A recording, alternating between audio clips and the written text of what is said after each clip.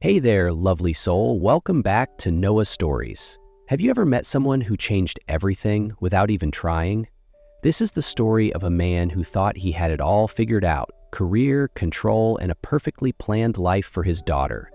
But when a mistake brings the wrong tutor to his door, everything begins to shift. Stay with us, because sometimes the most unexpected people are the ones who teach us what love, family, and healing truly mean. The golden glow of sunset spilled gently over the rooftops of San Francisco, casting a warm hue across the skyline and shimmering off the glass windows of high-rise buildings. Inside a sleek penthouse, Ethan Miles, the CEO of a leading tech company, was finishing the last lines of a contract on his laptop screen. He was a man of discipline, control, and absolutely no tolerance for surprises. Ethan's life was meticulously planned, from his daily routines, business strategies, to the way he raised his 5-year-old daughter, Mia. When it came time to hire a new tutor for her, he set one clear requirement: serious, professional, and strictly by the book. Everything else he left to his assistant. So when the doorbell chimed, Ethan rose and unlocked the door remotely, fully confident in the thoroughly vetted selection. But the woman standing on the other side wasn't what he expected. Sophie Lane arrived with soft curls framing her face, a simple floral dress, and a bright, cheerful smile. She didn't look like a strict tutor. In fact, she seemed a bit too casual. "Hi, I'm Sophie Lane. It's a pleasure to meet you," she said warmly. Ethan crossed his arms, his voice cool and composed. "Who are you? You're clearly not the person I hired." The story began with a mistake, but perhaps it was fate in disguise. From the very first day, Sophie Lane managed to unsettle Ethan. She didn't follow the carefully outlined curriculum he had prepared. Instead, she transformed the study room into a creative space where Mia could learn through play.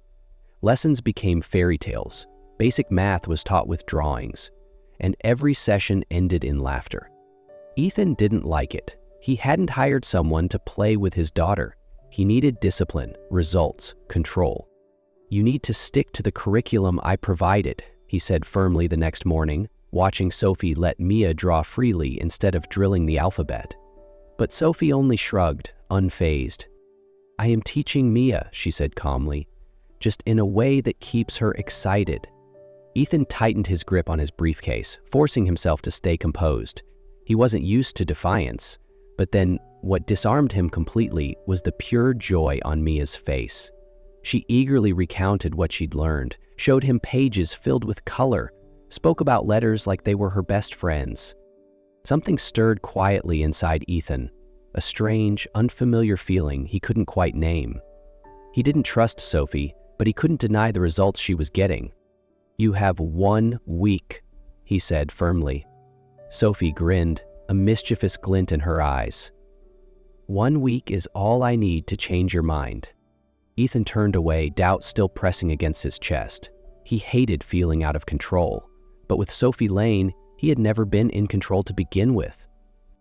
On a crisp Saturday morning, sunlight filtered through the leaves in a quiet San Francisco park. Sophie had brought Mia here for a math lesson. Ethan had reluctantly agreed the night before, worn down by Mia's persistent pleading. Now he stood at a distance, arms crossed, watching with clear skepticism. A lesson in the park? Using pebbles and grass? Pointless. Sophie crouched down on the grass, placing 3 small stones together, then added 2 more. "Mia, can you count how many there are now?" Mia hesitated, then slowly counted, her face lighting up. 5. Ethan let out a soft sigh. He didn't believe this method could be truly effective. But he stayed, watching. Mia kept learning. Sophie gave her space to think, never rushed to correct her. No pressure, no rigidity, and somehow, Mia was learning faster than ever. When Sophie placed 7 stones and removed 3, Mia paused, concentrated, then beamed. 4! There are 4 left. Ethan blinked. Mia had never grasped a concept this quickly using the structured method. He murmured to himself, not realizing he'd spoken aloud. Sophie glanced his way, her eyes calm and quietly knowing. But she said nothing. For the first time, Ethan didn't look at Sophie with suspicion. He He saw someone who was genuinely helping his daughter grow, not just with knowledge, but with love and freedom. Something inside him shifted, subtly, gently, but enough to make him linger longer than he meant to. That evening, Ethan returned home after a long day at work. As he stepped into his office, the first thing he saw was a drawing laid neatly on his desk. Crayon lines, bright colors, clumsy strokes, clearly Mia's work. The picture showed 3 people: a man in a black suit, a woman with curly hair and warm eyes, and a little girl between them, holding both of their hands. Below, in wobbly letters, were the words, "Happy Family." Ethan's heart skipped. He knew exactly who they were.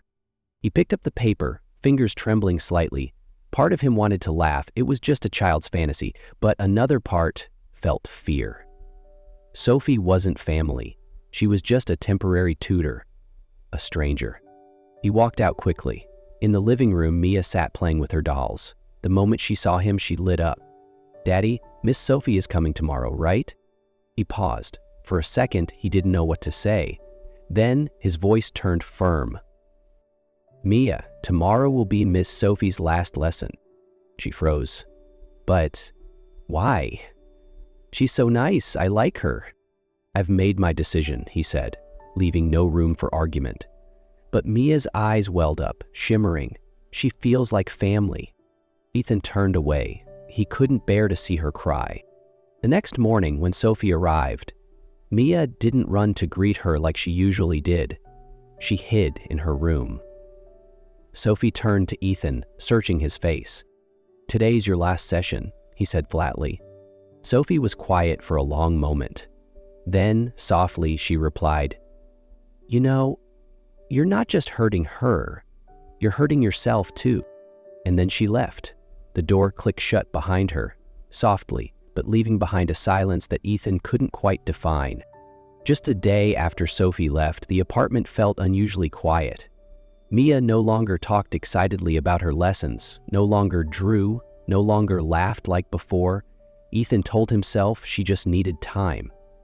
But every time he walked into her room and saw her clutching her teddy bear, silently staring out the window, a slow heaviness settled in his chest. Then came the night.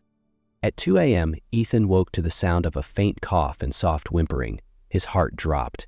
He rushed to Mia's room. She was curled up in bed, her face flushed red, pillow damp with sweat. "Mia!" Ethan called, panting. He touched her forehead, burning hot. But what broke him wasn't the fever. It was the delirious whisper from her lips. "Miss Sophie?" He tried to lift her up, to give her water, but his hands trembled and he spilled the glass. He reached for the thermometer, but it slipped and rolled across the floor. Ethan, the man always in control, now stood helpless. And then, without hesitation, he grabbed his phone and dialed Sophie's number. The ring echoed through the silent night. A sleepy but alert voice answered. "Ethan, why are you calling at this hour?" He swallowed hard, voice raspy. "Mia has a fever and she keeps calling for you." A beat of silence.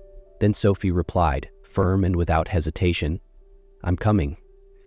15 minutes later, she rushed into the apartment wearing an oversized sweater, hair tousled from sleep. She didn't waste a second. She went straight to Mia's side, gently placing her hands on the girl's forehead, wiping her face with a cool cloth, softly humming a lullaby Ethan had never heard, but Mia clearly had. Within minutes, Mia's breathing slowed. Her tiny body relaxed. A faint smile crossed her lips. "Miss Sophie? You really came."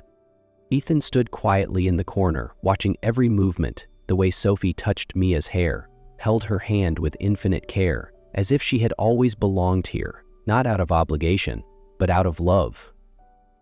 And for the first time, Ethan no longer saw her as an outsider.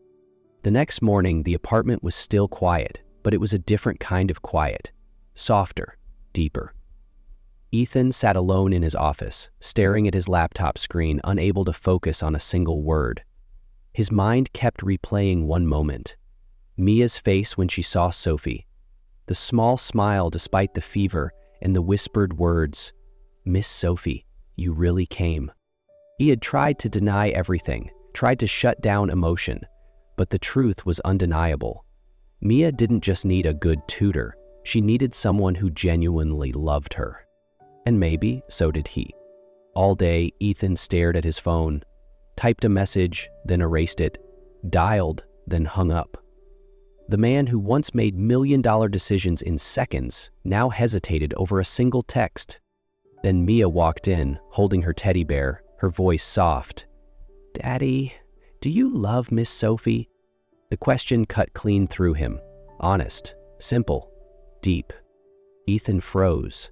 His mouth opened, but no words came out. In that moment, he understood it wasn't just about Mia. It was about him, too. About the wound he'd hidden for years. About the fear of loss that had closed off his heart. He pulled Mia into his arms, holding her close.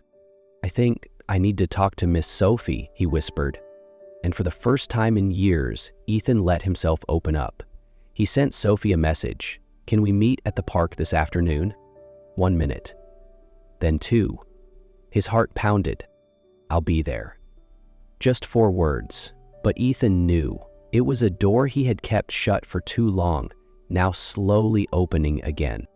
That afternoon, the park glowed with the soft light of early evening. Golden hues danced across the cobblestone paths as sunlight filtered through the trees. Mia skipped among the flower beds, tossing tiny pebbles into the pond, her laughter ringing through the air like music untouched by sorrow. Ethan stood at a distance, hands in his pockets, a weight pressing gently against his chest. He had once believed that keeping his distance was how he protected himself and his daughter. But today, for the first time, he wondered, what was I really protecting? Or was I just pushing love away? On a nearby bench, Sophie sat quietly. She didn't glance around to find him. She didn't wave. She just sat, like a test he had to take on his own. Ethan knew if he wanted her to stay, he had to be the one to walk toward her. He inhaled deeply and took slow steps in her direction. His heart pounded, not from fear of rejection, but from the possibility that it might be too late. He stood beside her, barely an arm's length away, yet it felt like miles. Together, they watched Mia. "Sophie," he began, his voice hoarse, "I used to believe control was the only way to survive. Losing my wife made me shut down. I built walls, thinking it was the only way to protect Mia and myself." He paused, swallowing hard. "Then you came, and you didn't tear the walls down. You just stood outside them, patient, gentle, never demanding. You gave Mia something I didn't know she needed. You gave me something I didn't realize I had lost."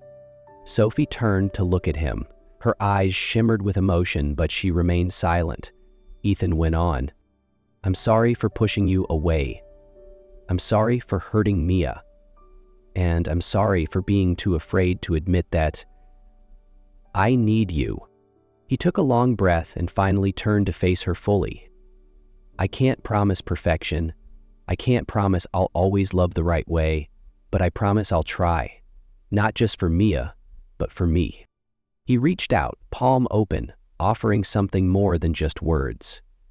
"If you're still willing, maybe we can figure out where this goes, together?" Sophie looked at his hand for a moment, then placed hers in his, softly but with certainty. In the distance, Mia spun around, shouting, "Daddy, Miss Sophie, let's go on the Ferris wheel." Sophie laughed, her smile finally blooming in full. Ethan tightened his grip gently and followed the sound of their daughter's joy. For the first time in years, he wasn't afraid. Because this time, he wasn't walking alone. Time passed gently after that fateful meeting in the park, and life between Ethan, Mia, and Sophie began to blend naturally, without force. The boundaries between outsider and family slowly disappeared. Sophie became an inseparable part of every ordinary moment. She helped Mia prepare breakfast, crafted handmade school projects, and sometimes simply sat beside Ethan in silence. No need for words, yet still bringing peace. In the evenings when Mia had gone to bed, Ethan and Sophie would sit on the balcony, sharing things they had never told anyone else. The pain of loss, the loneliness they had carried, and the dreams they thought they'd buried long ago. Ethan was no longer the cold man he used to be. He began to notice all the little things. Sophie preferred peppermint tea at night, loved soft jazz, and had the habit of brushing her hair behind her ear when reading. He started leaving small handwritten notes on the table.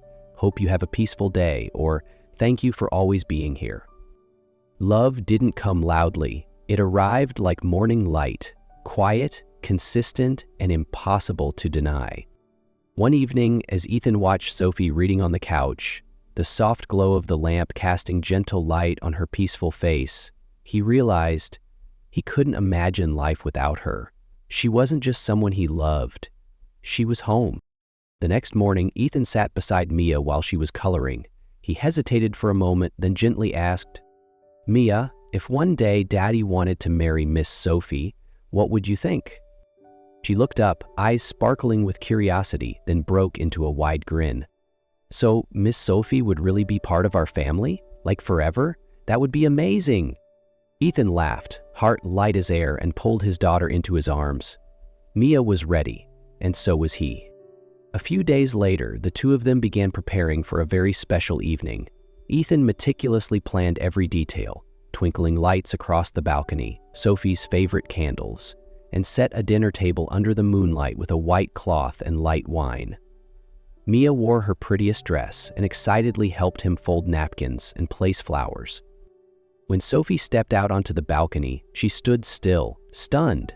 The whole setting looked like something out of a fairy tale, tender, warm, and full of love.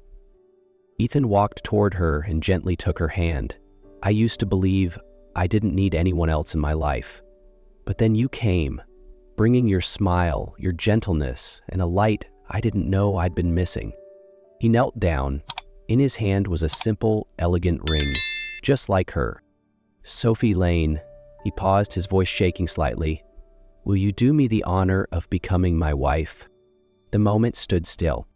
A tear slipped down Sophie's cheek. She nodded softly, whispering, "Yes." Behind them, Mia clapped and shouted, "Yay, a real family now." Ethan pulled them both into his arms. Under the twinkling lights and joyful laughter, they knew this wasn't the end. This was a brand new beginning, warm and whole. Happiness, after all, doesn't come from perfection. It comes from the people we choose to walk beside us.